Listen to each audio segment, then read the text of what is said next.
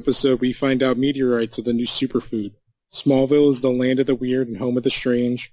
Lex is checking out high school newspapers, and Clark can't get out of his own way. This episode is Craving.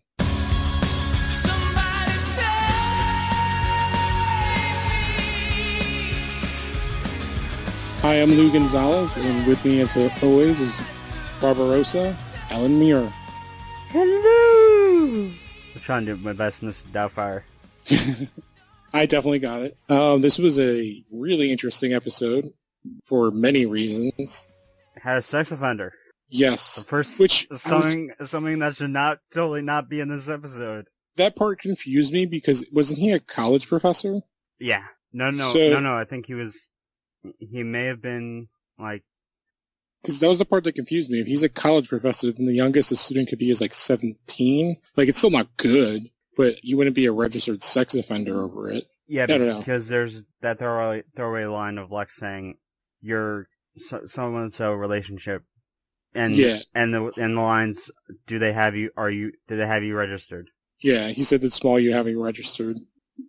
Oh, but this episode is like completely. There's a lot going on in this episode. Well, one, I guess to start off, we have probably, in retrospect, maybe the biggest cameo in this entire show of like a future person, because we have in the mythos. Yeah, like, because as a Freak of the Week, we have someone who's like a very young actress who's going to be nominated for an Oscar and then end up playing Lois Lane.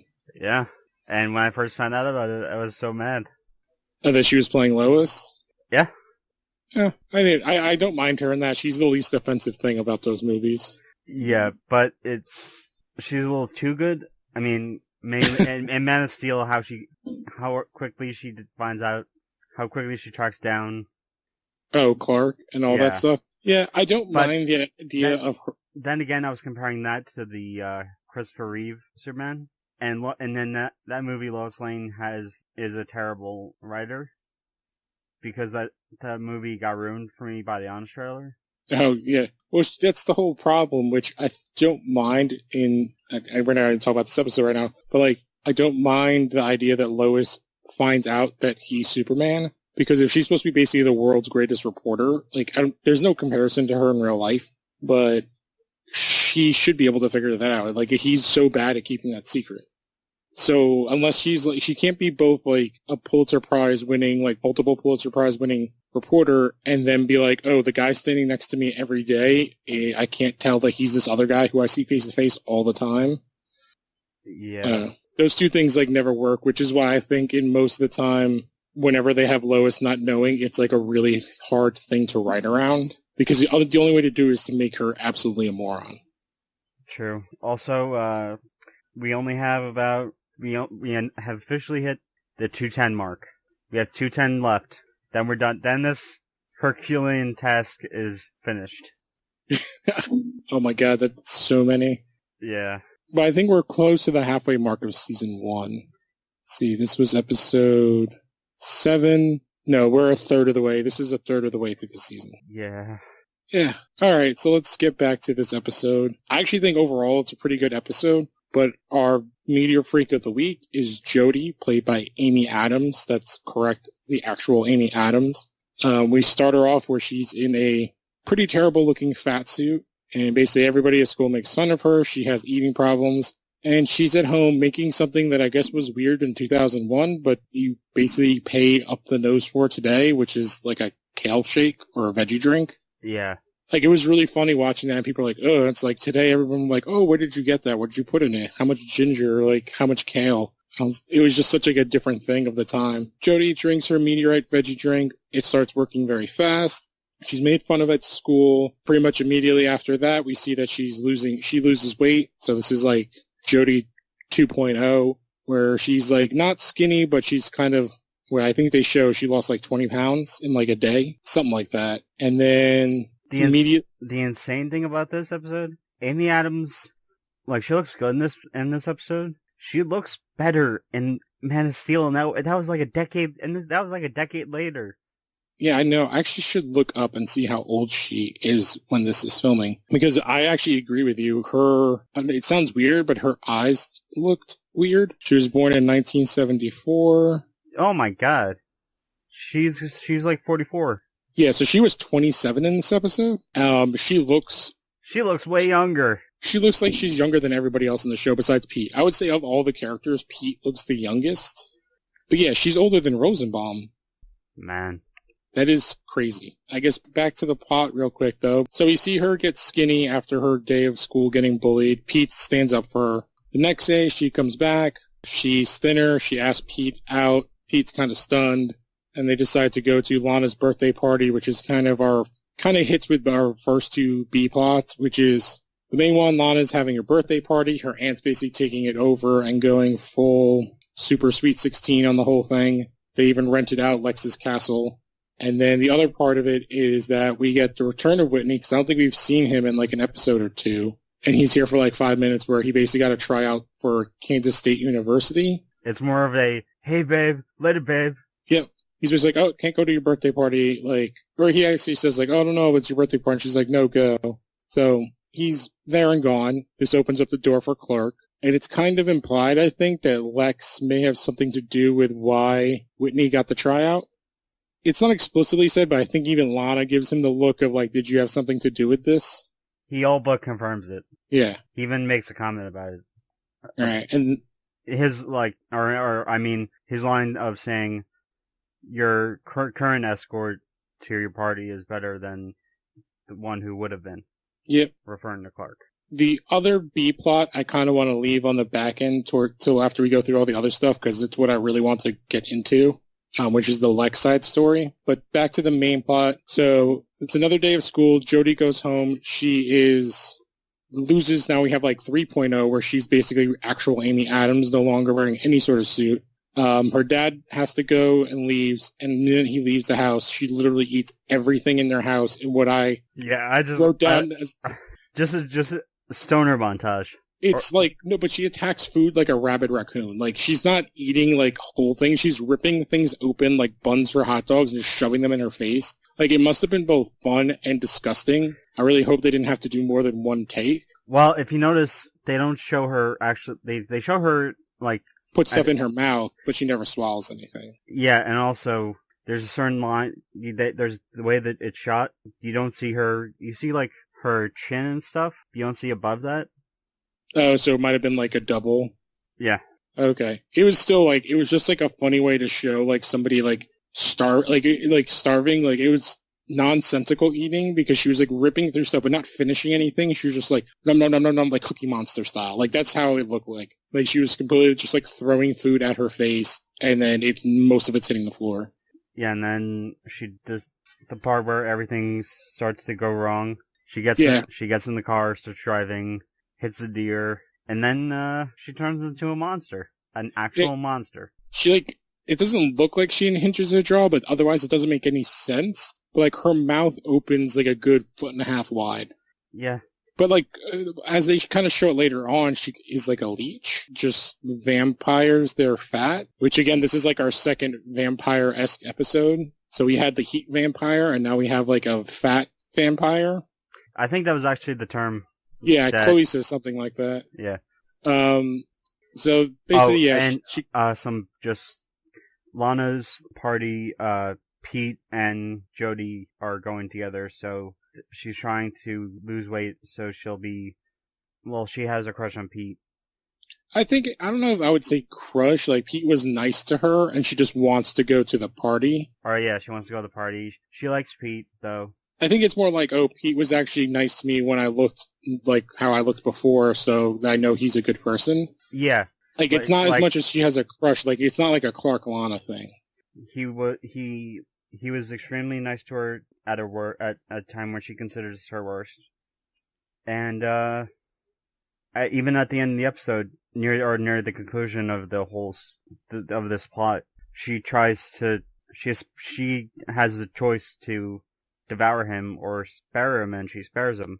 Yeah, I actually thought that was a really good, like, she had morality. Yeah, she was really good in this episode for what they gave her. And I think that kind of sequence shows, like, she was doing a lot with something so ridiculous. Yeah, and also every other meteor freak, just once they get the power or get the ability or something, their minds they just go bongo. Yeah, they just completely go. She actually retains her mind. Yeah, which I found that fascinating. Yes, because she only goes after, which we're basically kind of getting to. She only goes after one person specifically. But the next part is Chloe walks in on Clark peeping, and she calls him out on it. And then she gets him to use his connections as a farmer to get her into the fish and wildlife place, because there was a newspaper article about a deer that died of unknown causes. Yes, Clark. I like Clark's comment. Looks like jerky. Yeah. Yeah, so that's basically how we see, like, oh, all the fat is gone. And then, like, but I love how Clark breaks into a door. He literally just, like, smashes his finger through, like, the middle of the doorknob. Yeah, and you see a tiny thing fall. Yeah, he just knocks out, which is not, if you've ever, like, had to set up a doorknob, like, there isn't a thing like that. Like, it wouldn't work that way. Exist. It kind of, I think it would actually be harder to get into the room. Yeah, like, that's not, like, he'd be better off if he just, like, broke the doorknob off. But then I guess you'd have to explain breaking the doorknob off. But either way, it's really ridiculous. And I thought it was funnier that Chloe's like, oh, am I, like, walking into your Lana stalking time or something like that, she says. Yeah. I do think we get a lot more play of, like, Chloe's someone actually calling him out on the whole thing. But Chloe's kind of the odd man out in the group at many times, because even when Jody asks out Pete, Chloe's again, like, be so uncool, like, are we serious? Like, Pete's even getting a date? Like, what the hell is going on? Yeah.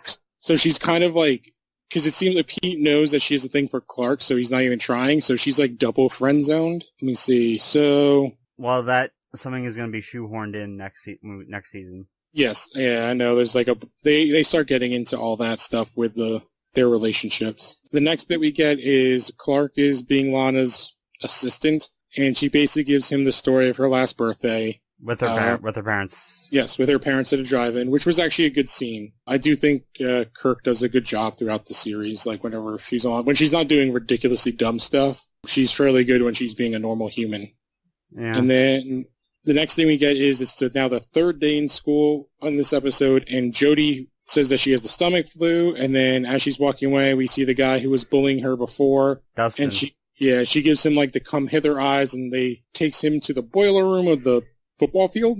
Yeah, and he thinks that he's saying, like, oh, you didn't, you know that I didn't mean anything I said. And she's just going through everything, like, going down the ladder of how he made her feel. And then, he made her want to die rather than be fat. Yeah, and as weird as it is, he's, like, really handsy on her. Like, he's full up, his hands are, like, all up on her crotch. Which was really, I guess, interesting in this was a, like, primetime TV show in 2001, and these are two, again, like, high school freshmen. I mean, at least she is, because she appears to be in Pete and Clark's, like, in Chloe's, like, grade level. But I do think this is also the first time we see, or get information where, like, Whitney's definitely much older, besides, like, the pilot, because the pilot, he's obviously not a freshman, but if he's looking at colleges, that makes him a senior, so he's 3.5 years older than Lana. So technically their relationship is like, he's got to be close to 18 and she's like 15. I never really thought about that until this episode, that he's also kind of creepy. I don't know. I know that there was made. Yeah. I know that happened in my high school with like a couple people, but like it's still weird.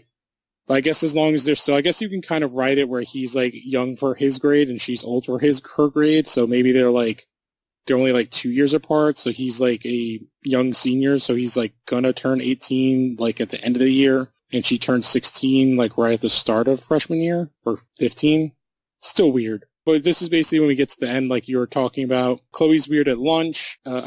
Jody's weird at lunch. Chloe figures everything out, basically like she does in every episode. Jody doesn't want to eat Pete, who shows up to bring her to the party. They have that awesome scene. She can't control herself and attacks Pete. Clark shows up. She runs away into her garden. Clark runs in there. Of course, meteorites everywhere, which makes Clark weak. He gets completely owned by Jody. Yeah, with the shovel. Yeah. And then she blows up the greenhouse by hitting pipes with a shovel. What? Well, she was breaking the pipes, and she was going to let the... Yeah, what is she lighting on fire? Like, what pipes are pumping in gas into a greenhouse? That's a good question. Yeah, like, I'm like, wait, she broke up these pipes, so, like, do they have, like, natural gas pipes in their greenhouse, and for what reason? And they're everywhere. Like, she hits, they're like, I guess they're like, is it like chemicals they're spraying on her plants? Like, they don't explain it. It's just like a pipe that starts leaking gas, and then kaboom. We also got a Walking Dead lookalike scene. Oh, I don't watch that show, so I'm not sure what you're talking about. In season 2, there's a fight with Shane and Rick. Shane tries to throw like a big, heavy, like blunt object at Rick's head. It hits a window, and he sees Shane sees himself bloodied in the shattered glass. And it's sort of what happens with what Jodie tries to do, or Jodie's mindset once she sees the glass, and what she tries to do.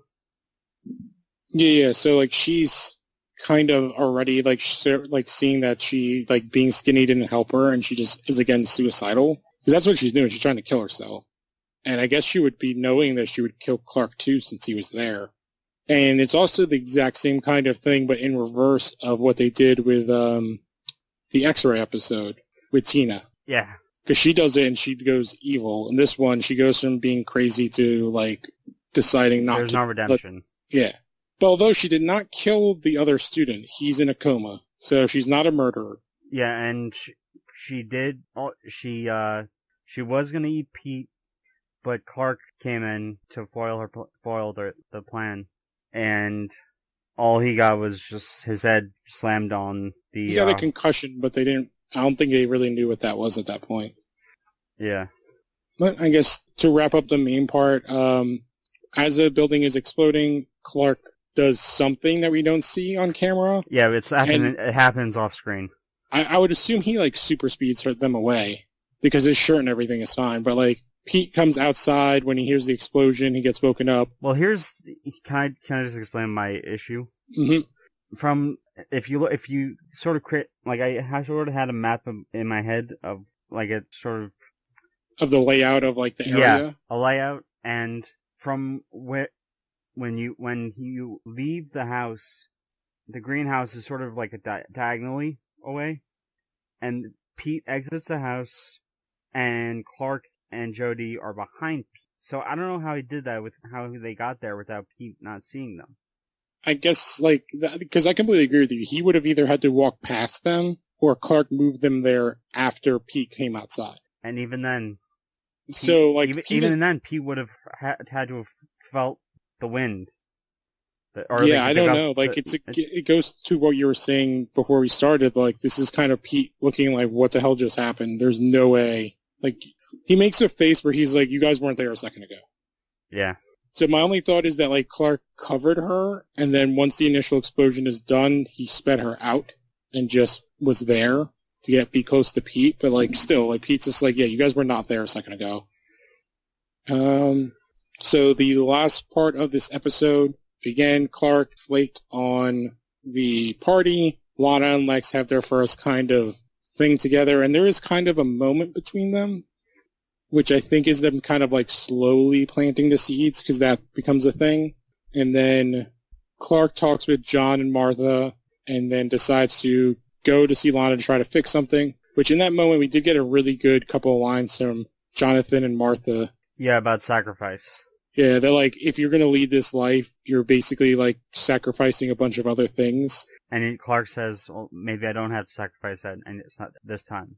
Yeah, we also get, which I passed over earlier, was when Lana showed up at their house and kind of walked in on him just nonchalantly talking about... Oh yeah, knocking out some granite. Yeah, and then turning around. So this is also like, so Pete and Lana both kind of get little...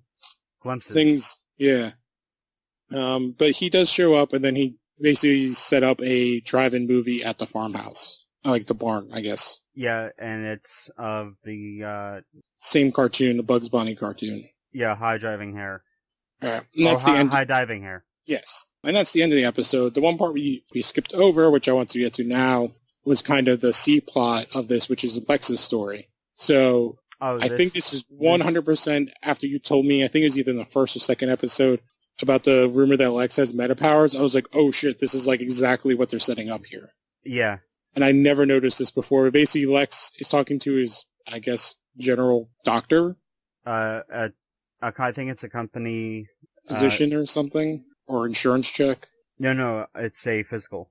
Okay. And basically says that his white blood cell count is up and goes through, and basically Lex has never been sick. He did have asthma, but the asthma went away the day of the meteor storm.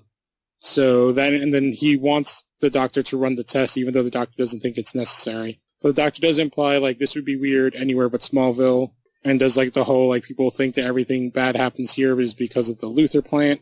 Then we see Lex looking up the Smallville Torch website, which was really weird. He looks up the Torch. It's right after the deer guy. Yeah, incident. Yeah. Yeah.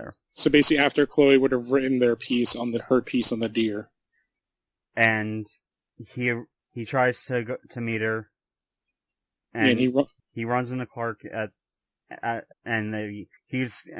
and Lex discovers the Wolverine.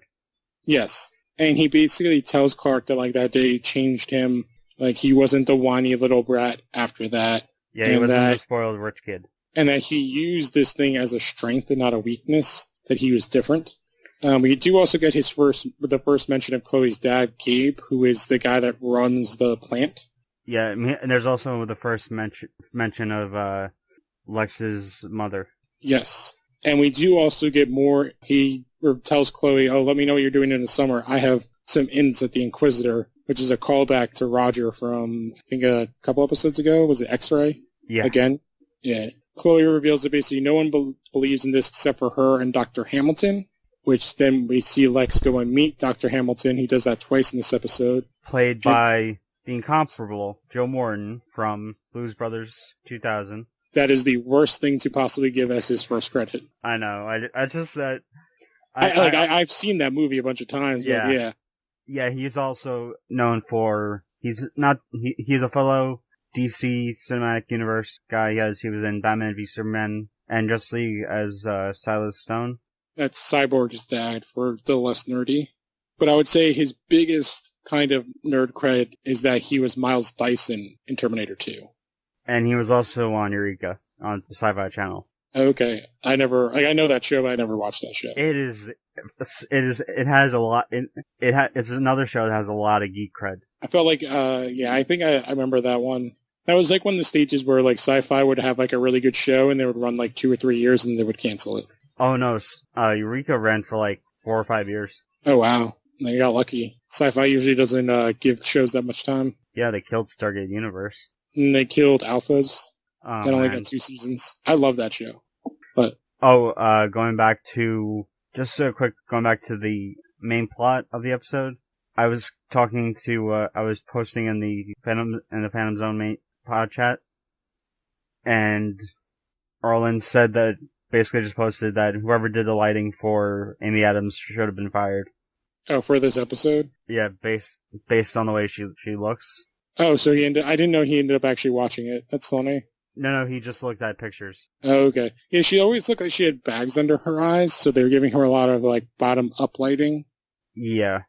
Which, I don't know, maybe they decided, like, that was the best way to make her look more sympathetic. Because, like, when she puts on that red dress, like, at the end, it's like, oh, yeah, this is, like, the Amy Adams, like, smoke show that we see in, what's the movie that she did with Christian Bale? It's awesome. I think it's what she was nominated for. I have no clue.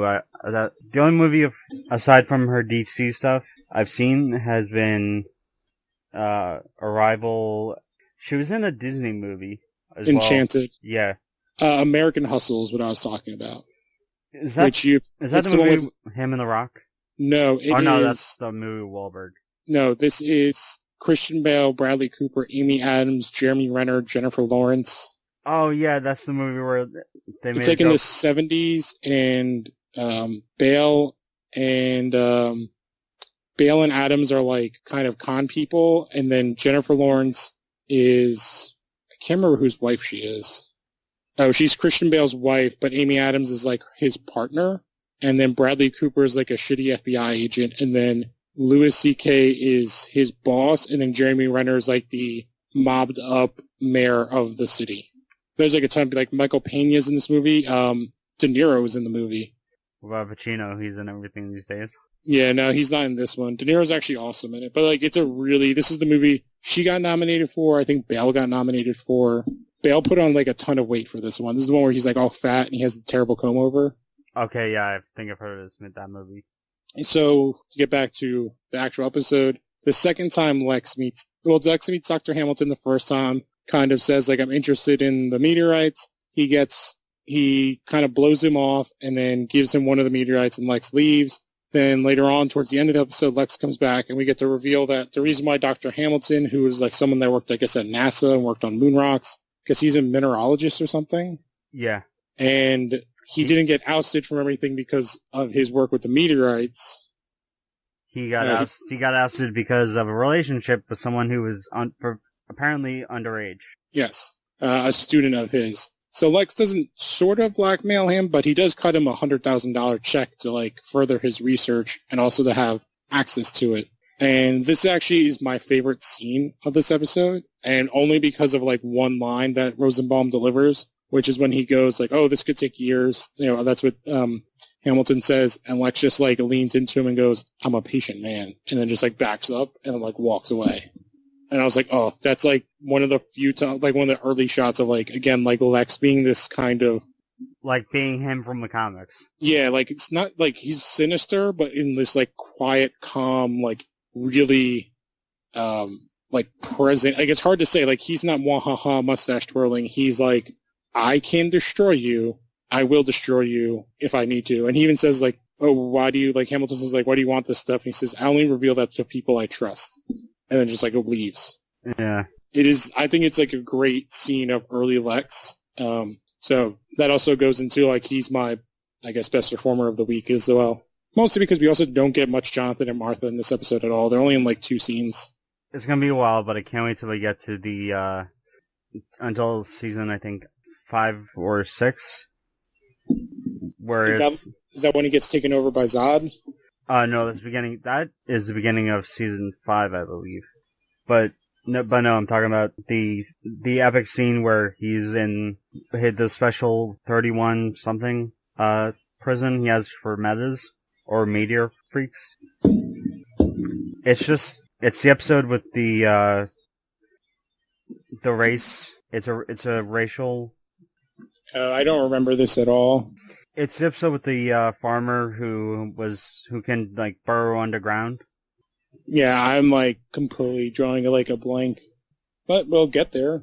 Yeah, we'll get there. It's he just simply looks at the guy who's suspended in dirt or suspended in the ground and everything, and if the AFI's prelude starts playing as he's slowly walking away, it's a pretty awesome scene. Okay, I'll have to. It's on YouTube. So basically, that was the whole episode. I already gave, I guess, my favorite scene and my favorite performer. What were yours for this episode? My best performer was probably Amy Adams, which means I've done a full 360, or no, full 180 on her. Yeah, to quote Ma Kent in Justice League, she was the thirstiest reporter ever. What was your favorite scene from this episode? Probably the last scene with, or the scene with Lana and Clark in the drive-thru, or in the homemade drive-thru. Okay. Or drive-in. Did you have a worse scene or sequence in this episode? Because I know I did. Yeah, when she hits the deer, because that is the worst CGI deer I've ever seen. That is exactly the same for me. Yeah, I looked at that and I actually started laughing at how bad it was. Yeah, it looks like I want to see that scene, but instead of her hitting the deer, she hits the Collins bear. And I want the music to be playing too. Like, they could have done better if they literally had like a guy wearing all black, like holding and walking like a cardboard deer across the street. Like, it was like PS1 graphics at best. But again, I guess they replaced it with, I guess, like a dummy or like taxidermy deer when she got down to it. It was only when it was moving it looked so bad. Yeah. Which I guess goes to like looking at the effects. I feel like we're starting to go downhill. Yeah, it's anytime they have to use some sort of CGI type stuff, like non-practical effects, they just always look terrible. So, like, the fat suit looked pretty bad in the episode, but I actually thought when they were making her, like, kind of shrink, it looked really good. Like, the kind of transition-y effects of that.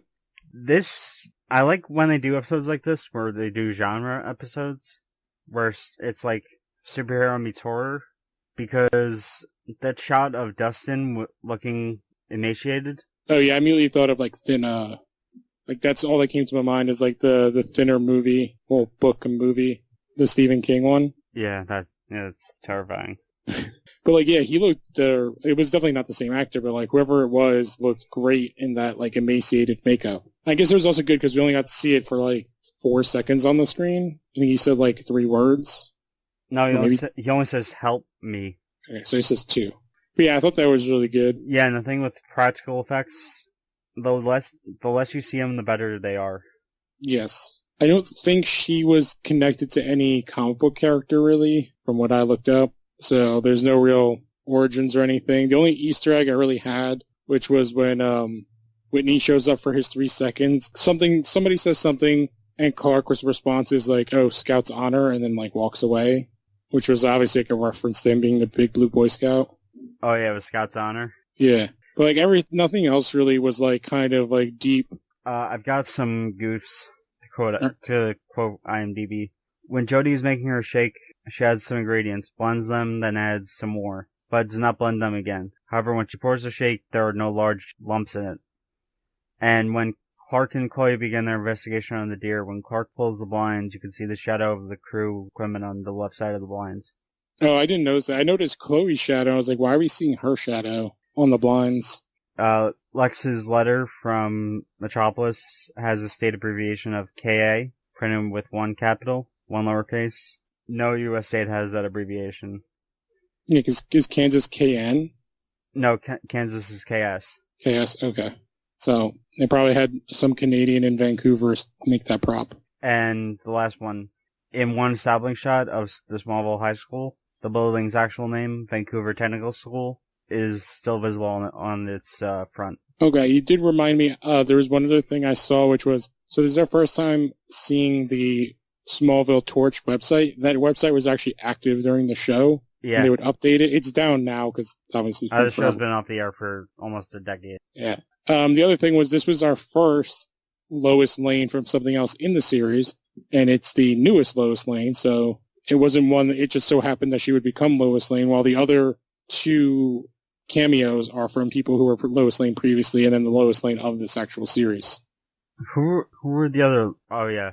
Kidder and Terry Hatcher, and then Durrance, who actually played Lois in the series. Wait, Terry Hatcher was on the show? What season? She played Ella Lane in season 10, episode Abandoned. So maybe she played Lois's mom? I haven't seen season 10 since... Yeah, because it's terrible. So I'm guessing she played Lois's mom, because she couldn't play her sister. She's way too old. Yeah, and I just find it funny that... Although she's only 10 years older than Amy Adams. Oh my god. Oh, this is just a fun fact. Did you know that Casper Van Dien and Dean Norris are only 5 years apart? Wait, what? You've seen, have you ever seen the movie with Casper Van Dien where he's with the bugs? What is it called? Starship Troopers. Oh, yes. And have you seen Breaking Bad? Yeah. Remember Hank? Yeah, the cop. Yeah. Or the brother, right? Yeah. Him and Casper Van Dien the age difference between those two was only 5 years. And they were both in Starship Troopers, and they had a scene, and you'd believe that the gap is actually wider based on how Dean Norris looks. Well, yeah, because he's like a commanding officer or something. He's even above, what's his name, that voiced, Ironside? Not Ironside. What's his name is also in that movie. He voices Mr. Krabs. He did Soother. He was in Punisher. Was he the Kurgan in Highlander? What the hell is his name? He does so much voiceover work. Clancy Brown. Yes. He's like Clancy Brown's superior, I believe. Wow. In Starship Troopers. I really hope someone actually enjoys this little Starship Troopers. Yeah, this is like a crazy tangent. Okay, let's wrap this up. I guess I will read the thing for next week's episode. Jitters. Earl Jenkins, Tony Todd, claims that his violent shaking disease was a result of illicit experiments in level 3 of Luthor Corp. Lionel denies that it exists, so Earl takes a plant tour group hostage. Lex offers himself in exchange for the hostages. Oh, yes, remember, this is the first time we see Chloe's dad as well.